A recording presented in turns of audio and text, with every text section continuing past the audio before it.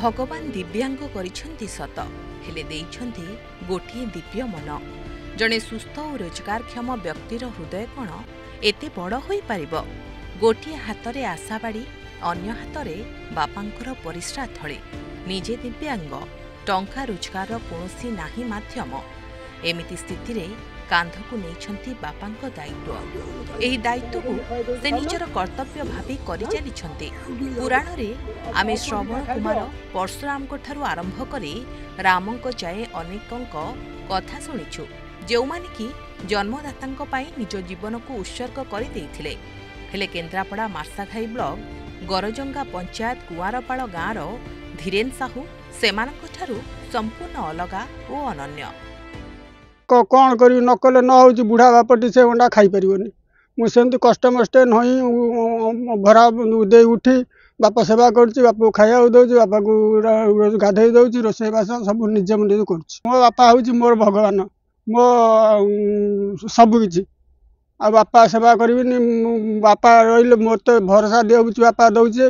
मो बापा बसले मो मन बल दृढ़ हो जाऊँ। सब कम बापा कर बापा को ए वर्ष नहीं कौन छाड़ी। धीरेन को बयस 60 छुईलाणी। जीवा आसवा खंडीए बाड़ी और 3 चकिया साइकेल ही शेष आश्रा। एबे आउ कहा सहारा रे बंचिबा बयस रे साजिछंती वृद्ध बापांको आशा बाड़ी। बापांको बयस भी किछि कम नाही, 92 हेलाणी। दीर्घ वर्ष हेला से निजे बापांको सेवा शुश्रूषा करुछंती। सकाळु राति जाए लागिथांती बापांको कामरे। बापांको नित्यकर्म कराइबा, गाधोइबा, खुआइबा, बापांका गोड़े तेल लगाई गोटिए स्थानरू आउ गोटिए स्थान को नेबा आनिबा सबु करंती धीरेन। बापा पुओं को देखिले लागे जेमिति दुहे बंचिछंती दुहिंक पई। वो किया सेवा करिवो, छोटा पुओटे बड़ गोटिए पुओ सही सेवा करुछ। कोटिया जन्म तपस्या करथिल बोली ये जन्म रे एकटा पुओ पाइके सेवा पाउछ। मो कहबी सब पुओ माने बापा माँ को सेवा कर। ईश्वर समस्त को एमजिका पुओ दिया। पिलाटी बेलू धीरेन दिव्यांग जन्म हेबार किछि दिन परे माँ चली गले। बहु दुख कष्ट रे पाठ पढ़ाई बड़ कले बापा। हेले बेसी आगु को बढ़ी पारिलेनि से। विवाहर किछि दिन परे स्त्री 2 पुओ को धरी छाड़ी चली गला। तापरठू परिवार कहले बुढ़ा बापा। जेउठी जीवन जीवाकू लोके कुंठाबोध करती सेठी से निजे बंचिबा सह बापा को भी बंचाई रखिछंती।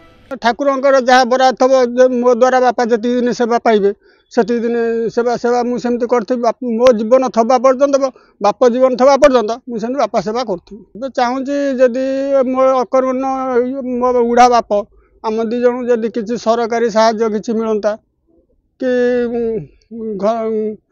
सरकारी साहाय्य मिलले मुझे उपकृत हंती। धीरेन आज जो काम करी देखाइछंती जड़े सक्षम पुओ भी एतिकी करि परिबनी। तांको मनरे थिबा असीम साहस, धैर्य और बापांको प्रति थिबा भल पाइबा आगरे समस्तंको मुंड नई जाइछि।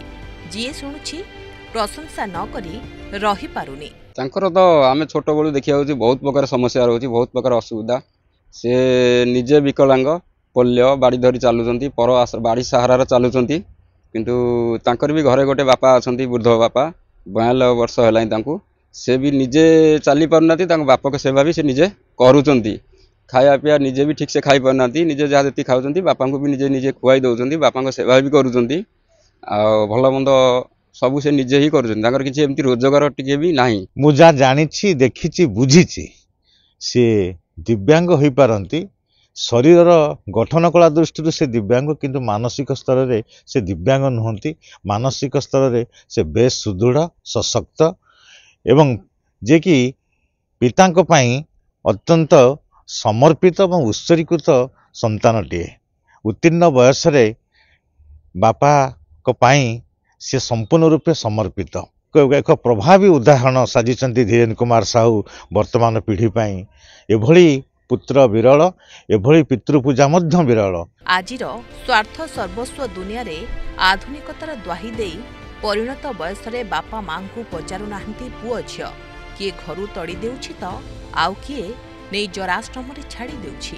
केही केही जीवन नेबाको भी पछाउ नाहंती। एमिति अमଣିଷ पुओ मानंक पई धीरेन को काम सख्त चापुड़ा निश्चय। मार्साघाईरू प्लावन स्वाईंक रिपोर्ट, प्रमेय न्यूज 7 डिजिटाल।